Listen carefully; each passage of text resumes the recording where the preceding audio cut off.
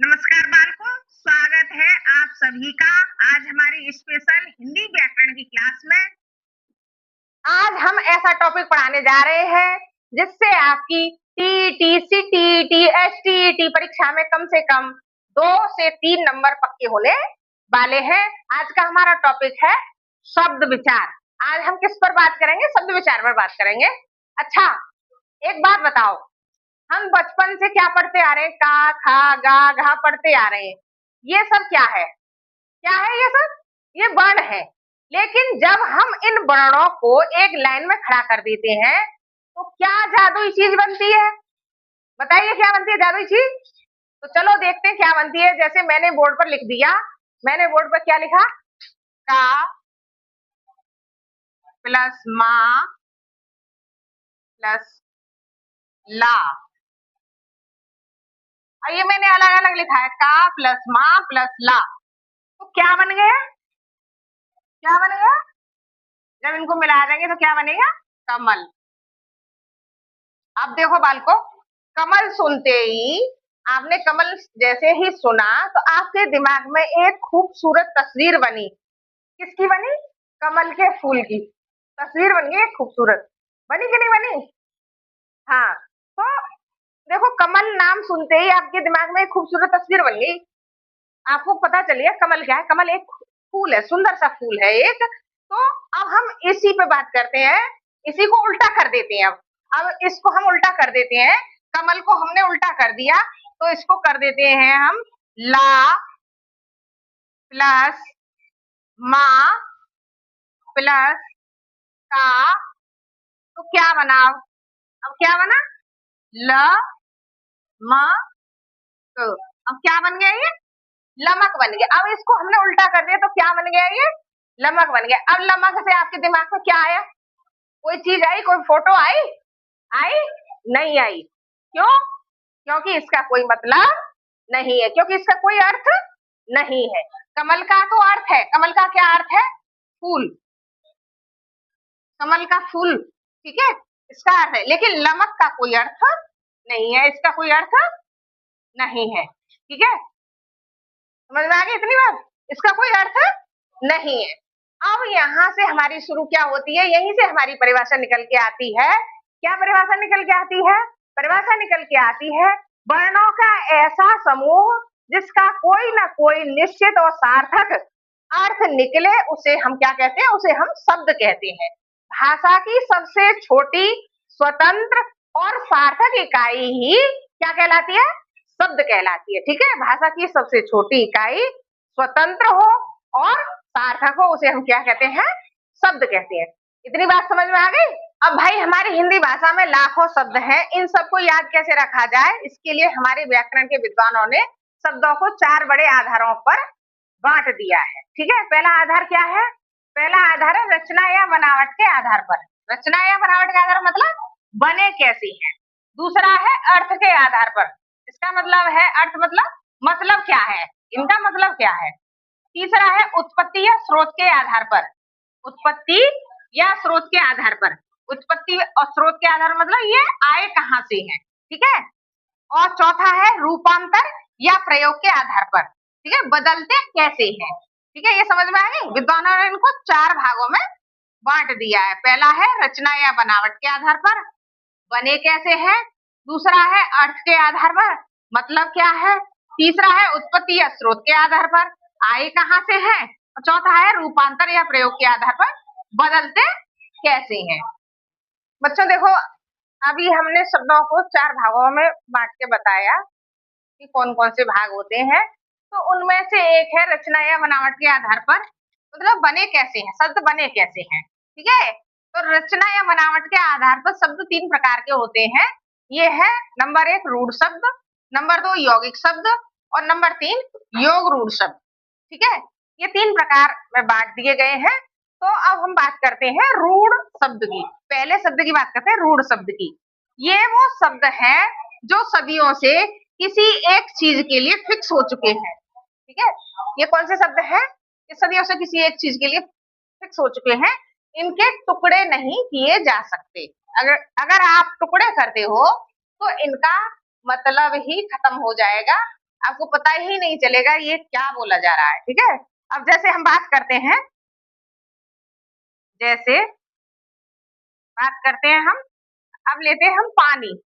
पानी शब्द हमने ले लिया, ठीक है। पानी, पानी शब्द हम इसमें आएगा, रूढ़ शब्द में आएगा, ठीक है। पानी शब्द रूढ़, रूढ़ का मतलब होता है मूल, मूल जड़ जो होती है, ठीक है। तो अब ये मूल शब्द हो गया पानी। अब इसको हम अलग अलग कर देते हैं, हम पा अलग कर देते हैं, पा अलग कर दिया और हमने नी अलग कर दिया। तो अब हमने बोला पा, तो पा से समझ में आया कुछ? नहीं आया। नी से कुछ समझ में आया? नहीं आया।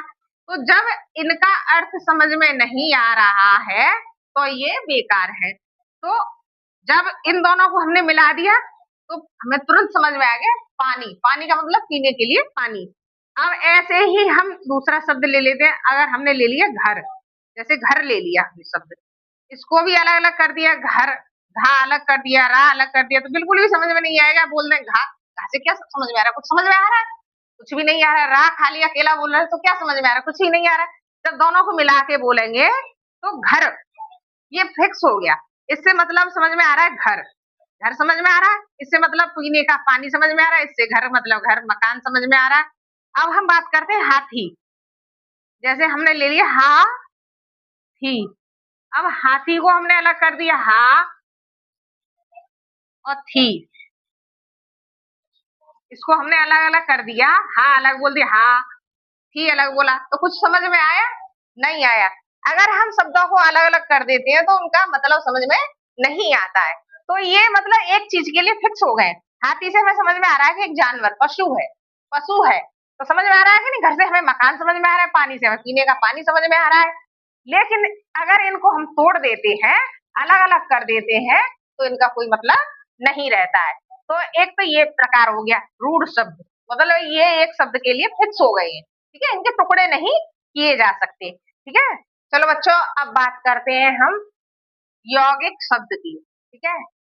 यौगिक का मतलब होता है जुड़ा हुआ या प्लस। ये दो या दो से अधिक सार्थक शब्दों से मिलकर बनते हैं, ठीक है, समझ में आ रही है। ये दो या दो से अधिक सार्थक शब्दों से मिलकर बनते हैं। जब आप इनको अलग अलग टुकड़ों में करोगे तो इन दोनों शब्दों का अपना अपना अर्थ निकल के आएगा, ठीक है, समझ में आ रही है। जैसे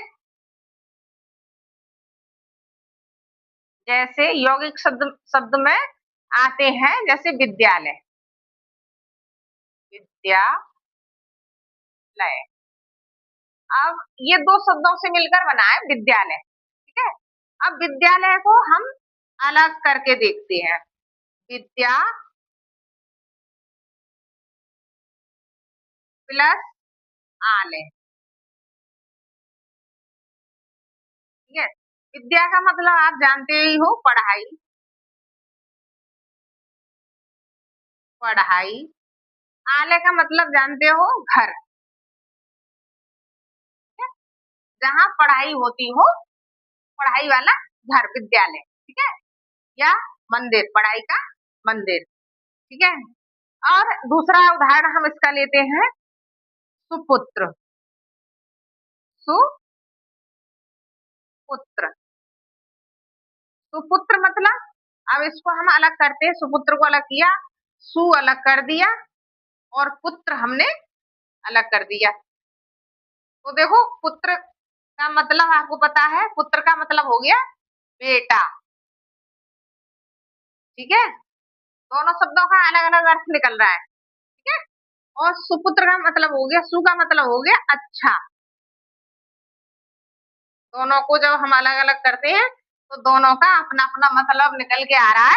सु का मतलब हो गया अच्छा, पुत्र का मतलब हो गया बेटा, तो इसका मतलब हो गया अच्छा बेटा, ठीक है।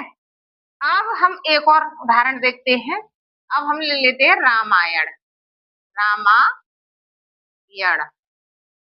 अब इसको हम अलग करते हैं, रामायण को अलग करते हैं, तो रामायण को अलग करेंगे तो इसका राम प्लस अयन बोल दो या अयण, अयन भी लिख सकते हैं और अयण भी, ड़ा भी बना सकते हैं, ये वाला ड़ा भी लिख सकते हैं। तो राम का मतलब है, राम आप जानते हो, राम का मतलब तो राम ही है। और अयन का मतलब है यात्रा, यात्रा या घर, निवास स्थान कह सकते हैं। तो इसका मतलब हो गया राम के साथ यात्रा, या राम जिस ग्रंथ में निवास करते हैं वो उसके साथ हमारी यात्रा, ठीक है। या राम जी ने जो 14 वर्ष का वनवास और जो सीता जी का हरण हुआ और फिर वहां से रावण का वध करके जो लौट के आए हैं, वो वृतांत जिस ग्रंथ में मिलता है तो उसे हम बोलते हैं राम की यात्रा। चलो अब बात करते हैं हम योग रूढ़ शब्द की, ठीक है। ये दिखने में तो यौगिक जैसे लगते हैं, क्यों लगते हैं दिखने में यौगिक जैसे? क्योंकि ये भी दो शब्दों से मिलकर बने होते हैं, ठीक है। लेकिन ये किसी तीसरे, इनका साधारण जो अर्थ हम निकालेंगे वो नहीं होता, ये किसी तीसरे व्यक्ति या भगवान के लिए फिक्स होते हैं, इसीलिए इन्हें योग रूढ़ कहते हैं, ठीक है। इसमें जो भी बहुब्रीहि समास जितने भी हैं वो सब योग रूढ़ शब्द में आते हैं, ठीक है। बहुब्रीहि समाज, जितने भी बहुब्रीहि समाज है वो सब योग रूढ़ शब्द में आते हैं। तो हम बात करते हैं, अब इसका उदाहरण देखते हैं। योग रूढ़ का उदाहरण क्या है? जैसे जैसे लंबोदर, लंबोदर, ठीक है। लंबोदर मतलब दो शब्दों से मिलके बना है, लंबा, लंबा और उदर, ठीक है, लंबा और उदर। तो ये किसके लिए, वैसे जिसका पेट लंबा है, बड़ा है, उसको हम लंबोदर कह सकते हैं, लेकिन ये उन व्यक्तियों के लिए नहीं है जिनका पेट लंबा है, ये सिर्फ गणेश के लिए फिक्स हो गया है, ये गणेश के लिए, गणेश, लंबोदर नाम आते ही गणेश, गणेश समझ में आते हैं, ठीक है। अब हमने बोला दूसरा उदाहरण है इसका दशानन, दशानन, ठीक है। दशानन, दशानन से समझ में आता है कि 10 आनन, 10 आनन मतलब आनन, 10 आनन बस, आनन का मतलब हो गया सिर, 10 सिर, 10 सिर से तुरंत दिमाग में क्या आया? रावण। तो ये रावण के लिए फिक्स हो गया, ये किसके लिए फिक्स हो गया है? रावण। तो ये रावण के लिए रूढ़ हो गया, फिक्स हो गया है, ठीक है। अब लेते हैं हम दिनकर, दिनकर, अब दिनकर हमने उदाहरण लिया है, दिनकर में देखो दिन और कर, ये दो शब्दों से मिलके बना है, दिन और कर। दिन का मतलब है दिवस या उजाला, उजाला, उजाला, और कर मतलब करने वाला, करने वाला,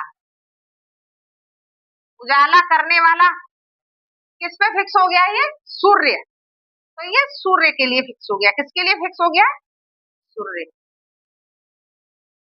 ऐसे ही हम एक और उदाहरण ले सकते हैं, जैसे जलज, जलज, जलज का मतलब ये दो शब्दों से मिल हुआ है, जल, जल और ज, जल का मतलब है पानी, जल का मतलब क्या है?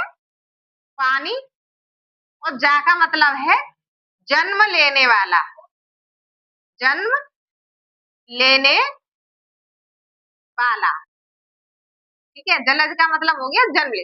अब देखो पानी में जन्म, काई भी जन्म लेती है, कीड़े भी जन्म लेते हैं, मछली भी जन्म लेती है, लेकिन ये किसके लिए फिक्स हो गया? ये हो गया कमल के लिए फिक्स, ये कमल के लिए फिक्स हो गया है, कमल के लिए फिक्स हो गया है, ठीक है। ये कमल के लिए रूढ़ हो गया है। तो योग रूढ़ जो शब्द है ये दो शब्दों से मिलकर तो बनते हैं, लेकिन ये किसी अपने साधारण अर्थ को छोड़कर कोई तीसरा ही अर्थ निकालते हैं, उन्हें हम योग रूढ़ शब्द कहते हैं। ठीक है, यौगिक शब्द जो होते हैं ये दो शब्दों से मिलकर बनते हैं, लेकिन इन दोनों का अपना अपना स्वतंत्र अर्थ होता है।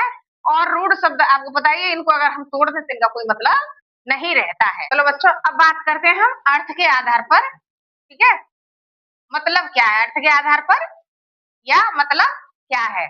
तो इसके दो प्रकार हैं। पहला है सार्थक शब्द, दूसरा है निरर्थक शब्द।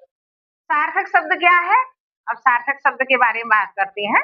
सार्थक शब्द वह है जिन शब्दों को हम बोलते हैं और जिनका अर्थ समझ में आता है कि क्या बोला जा रहा है, तो वो सार्थक शब्द कहलाए जाते हैं। ठीक है, अब इनमें कौन कौन से शब्द हैं, जैसे हमने इसका उदाहरण बता रही हूँ। सार्थक शब्द का उदाहरण समझ गए, ये सार्थक शब्द क्या है।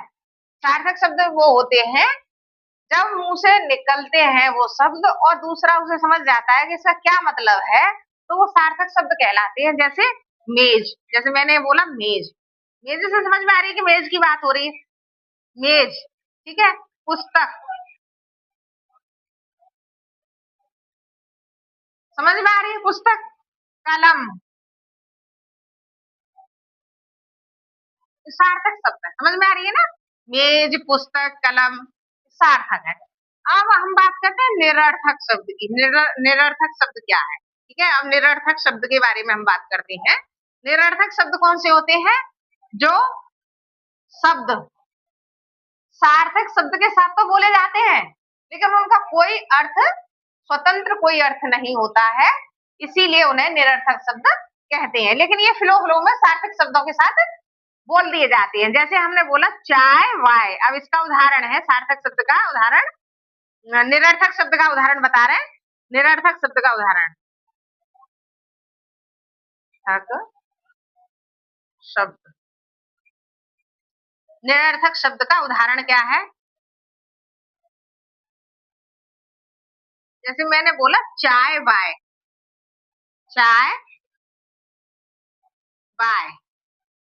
अब देखो चाय तो सार्थक शब्द है, ये सार्थक है, सार्थक शब्द है।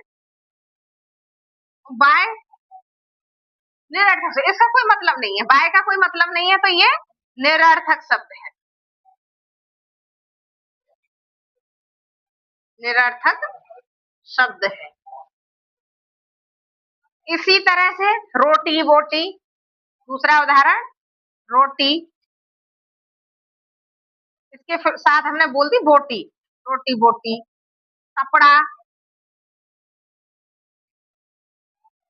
कपड़ा, कपड़ा, मतलब ये निरर्थक शब्द है। ये तो सार्थक है, रोटी तो सार्थक है, कपड़ा सार्थक है, लेकिन बोटी क्या है, निरर्थक है। बपड़ा निरर्थक है, इसका कोई मतलब नहीं है। कुछ समझ में आ रहा है बपड़ा कहने से क्या समझ में आ रहा है, कोई समझ में आ रहा है, अर्थ समझ में आ रहा है। फिजूल का है, ऐसी बोटी फिजूल में बोली जा रही है, इसका कोई अर्थ नहीं है, लेकिन ये रोटी के साथ बोल देती है, फिलो फिलो में बोल देती है, रोटी वोटी, कपड़ा वपड़ा, चाय वाय, ऐसे बोल दिए जाते हैं। मतलब ये सार्थक शब्दों के साथ बोल दिए जाते हैं, लेकिन इनका स्वतंत्र कोई मतलब नहीं होता है, इसीलिए ये निरर्थक शब्द कहलाते हैं। और जो शब्द जिनका कोई मतलब होता है, उन्हें हम सार्थक शब्द कहते हैं। अब ये सार्थक शब्दों में मेज, पुस्तक, कलम सब समझ में आ रहा है। मेज से मेज समझ में आ रही है, पुस्तक से पुस्तक समझ में आ रही है, कलम से कलम समझ में आ रही है, तो ये सार्थक शब्द है।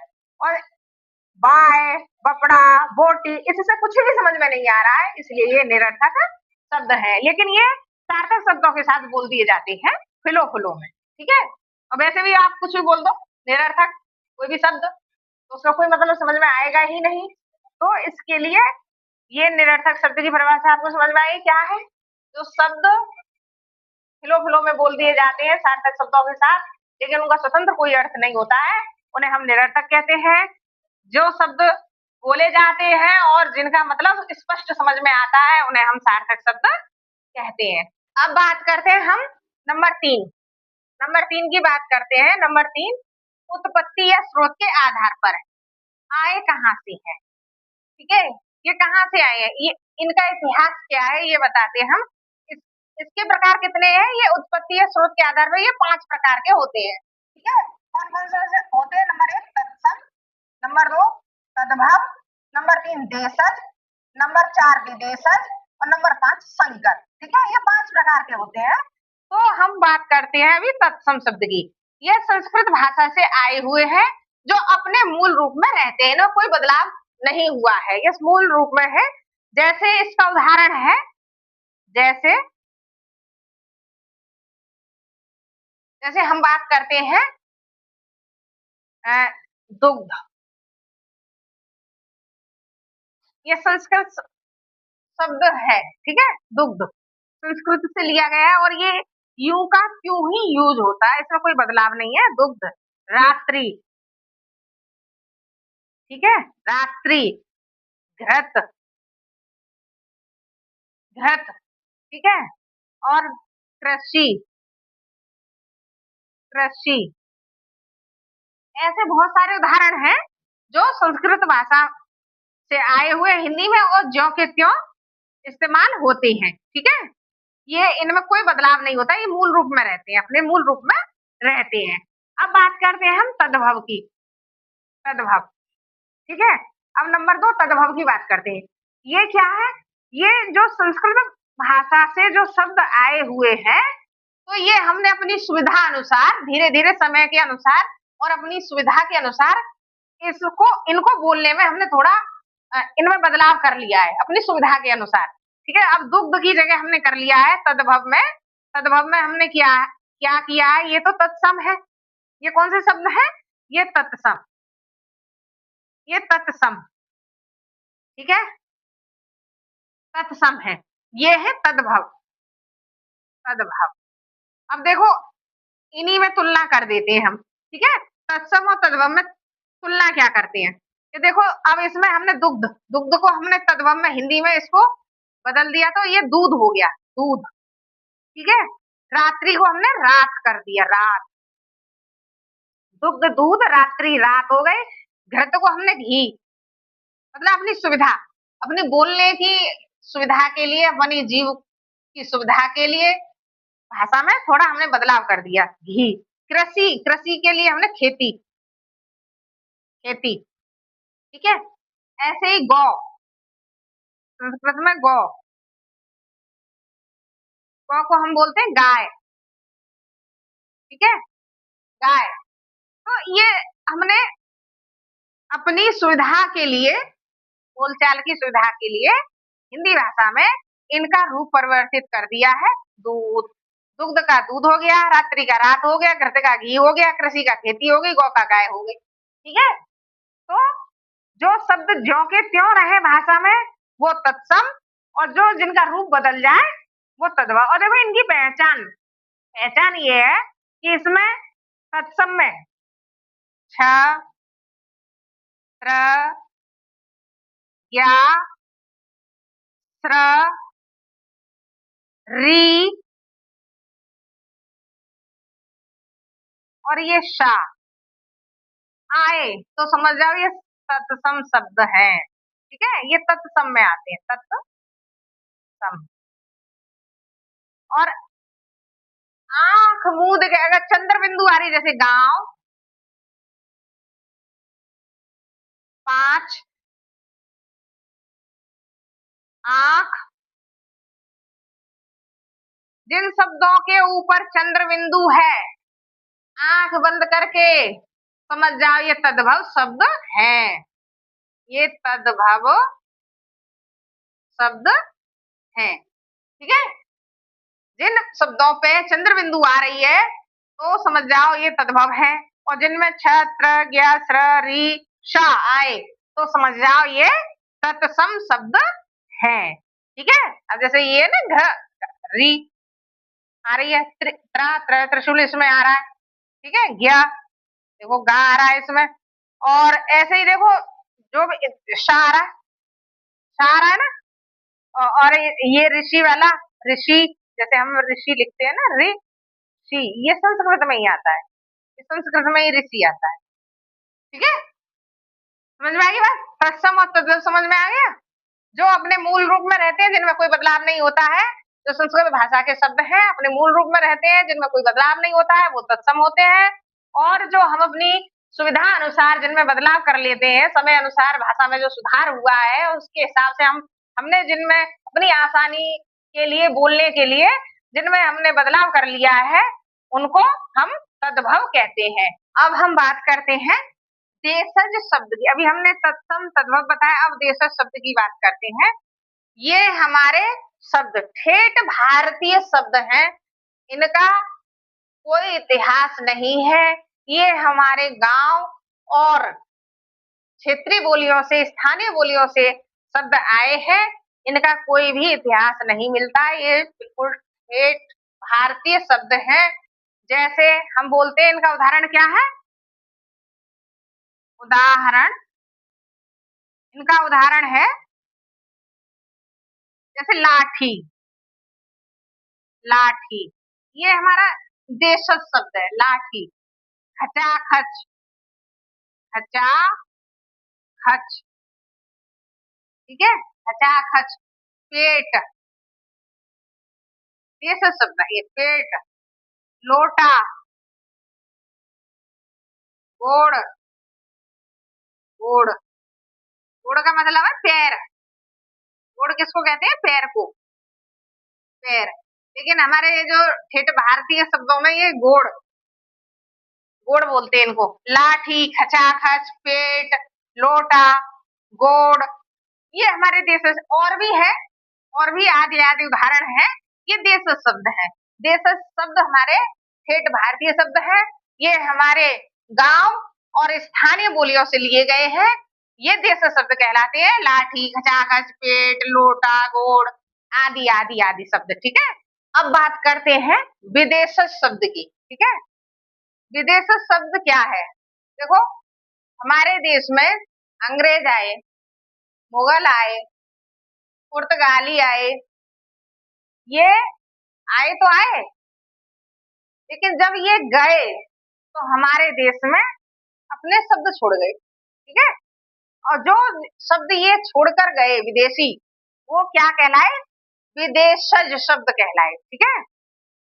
तो इन विदेशज शब्दों में अंग्रेजी वाले शब्द कौन से हैं? देखो, अंग्रेजी वाले शब्द हैं college, station, doctor, school, cinema, ये अंग्रेजी के शब्द हैं।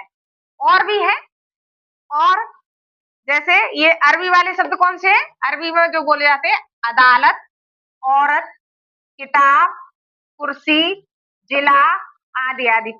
फारसी वाले शब्द कौन से हैं? फारसी वाले आवाज, आईना, कबूतर, चेहरा, चश्मा, ठीक है।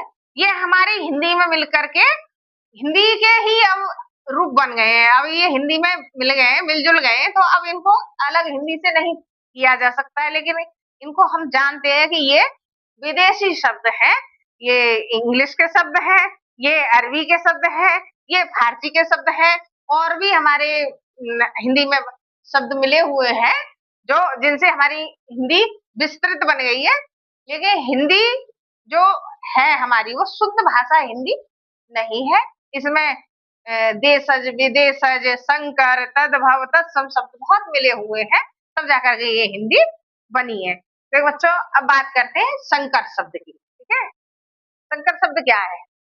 जब दो अलग अलग भाषाओं के शब्द एक नया शब्द बना देते हैं तो उसे संकर कहते हैं, ठीक है। समझ में आया संकर क्या है?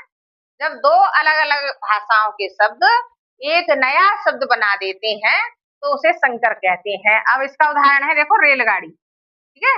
अब ये ले लिया रेलगाड़ी। रेलगाड़ी में रेल तो है अंग्रेजी शब्द, ठीक है, और गाड़ी क्या है? हिंदी शब्द। अब रेल और गाड़ी मिलकर के इन्होंने एक नया शब्द बना दिया, रेलगाड़ी, ठीक है। अंग्रेजी शब्द और हिंदी शब्द दोनों ने मिलकर बना दिया रेलगाड़ी। इसी तरह से दूसरा है उदाहरण सिनेमा घर। सिनेमा किसका है? अंग्रेजी का शब्द है, और घर हिंदी का शब्द है, सिनेमा घर। पॉकेट मार, देखो, पॉकेट मार इंग्लिश का शब्द है, पॉकेट अंग्रेजी का शब्द है, और मार हिंदी का शब्द है। और लाठी चार्ज, लाठी चार्ज जो है, इसमें लाठी देशज है, और या हिंदी कह सकते हैं, देशज या हिंदी है, और चार्ज अंग्रेजी शब्द है। तो दोनों शब्द मिल गए, देशज और अंग्रेजी शब्द जब मिल जाते हैं तो लाठी और चार्ज, देशज और अंग्रेजी मिलके एक नया शब्द बन गया, लाठी चार्ज। बरसगांठ, देखो, बर्फ इसमें संस्कृत है और गांठ इसमें हिंदी है, तो ये बन गया नया शब्द बरसगांठ। तो जब दो अलग अलग भाषाओं के शब्द मिलकर के एक नया शब्द बना देते हैं, उसे हम संकर कहते हैं। अब बात करते हैं नंबर 4, रूपांतर या प्रयोग के आधार पर बदलते कैसे हैं। तो इसके कितने प्रकार हैं? ये इन शब्दों के 2 प्रकार हैं, ठीक है। नंबर 1 विकारी, नंबर 2 अविकारी, ठीक है। तो अब हम विकारी के बारे में बात करते हैं। विकारी शब्द क्या है? विकारी शब्द है रूप बदलने वाले, ठीक है। विकारी शब्द किनको कहेंगे? जिनमें विकार उत्पन्न हो जाए उन्हें, या जिनका रूप बदल जाए उन्हें विकारी शब्द कहते हैं। ये वे शब्द हैं जो लिंग, वचन, काल या कारक के बदलते ही अपना रूप बदल लेते हैं। इसमें क्या आता है? इसमें संज्ञा, सर्वनाम, विशेषण और क्रिया आते हैं। अब देखो इसका उदाहरण है, इसका उदाहरण है कि जैसे लड़का है, लड़का, एक लड़का है तो लड़का है। अगर लड़की आ गई तो लड़का से लड़की बन गया। क्या बन गया? ये लड़की, मतलब रूप बदल गया, लिंग के हिसाब से इसका रूप बदल गया, लड़की बन गया। और जब बहुत सारे बच्चे हैं, बहुत सारे लड़के हैं, तो लड़का से लड़के, वचन के हिसाब से बदल गया, लड़के, ठीक है, बड़े लड़के। अब जैसे मैं मैं किस में बदल गया? हमें, ठीक है। अब देखो कर्ता भी बदल रहा है, जाता है, जाता है, क्रिया भी बदल रही है, जाता है। तो जाता है की जगह जाती, जाती है, ठीक है। देखो बदल रहा है कि नहीं बदल रहा? ये लिंग, वचन, काल या कारक के बदलते ही अपना रूप बदल लेते हैं। लड़का से लड़की लिंग के हिसाब से, बहुत सारे वचन के हिसाब से, और देखो काल के हिसाब से, जाता है, जाती है, कारक के हिसाब से बदल गया कि नहीं बदल गया? तो ऐसे ये विकारी में विकार उत्पन्न हो जाता है, ठीक है, ठीक है। अब बात करते हैं नंबर 2, अविकारी शब्द या अव्यय कभी न बदलने वाले। ये साधु संत टाइप के शब्द होते हैं। दुनिया इधर की उधर हो जाए, लड़का लड़की हो जाए, 1 या 1000 हो जाए, ये कभी अपना रूप नहीं बदलते हैं। जो कभी न बदले उन्हें अविकारी शब्द या अव्यय कहते हैं, ठीक है। उदाहरण क्या है? जैसे आज, कल, यहाँ, वहां, धीरे धीरे, किंतु, परंतु और इसलिए, ठीक है। अब देखो इसमें हम एक उदाहरण देके समझाते हैं। लड़का, लड़का धीरे धीरे, धीरे धीरे चलता है, चलता है, ठीक है। एक ये बना दिया, लड़का धीरे धीरे चलता है। अब दूसरा हमने बनाया लड़की,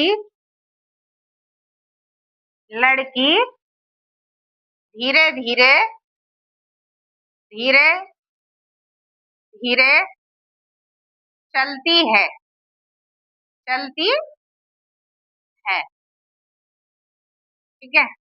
अब देखो लड़का लड़की बन गया, चलता चलती बन गया, लेकिन धीरे धीरे टस से मस नहीं हुआ। चाहे लिंग बदल जाए, चाहे क्रिया बदल जाए, लेकिन ये अविकारी शब्द ज्यों के त्यों ही रहते हैं, ठीक है। आगे समझ में? इनका रूप कभी चेंज नहीं होता है, ठीक है। ये बिल्कुल साधु संत टाइप के शब्द होते हैं।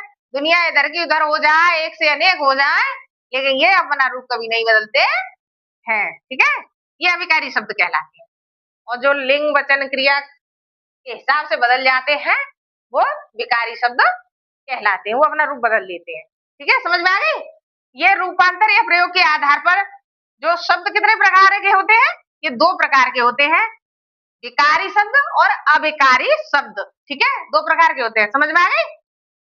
ठीक है, वीडियो अच्छी लगी तो लाइक शेयर कमेंट और सब्सक्राइब करें, और तब तक के लिए बाय।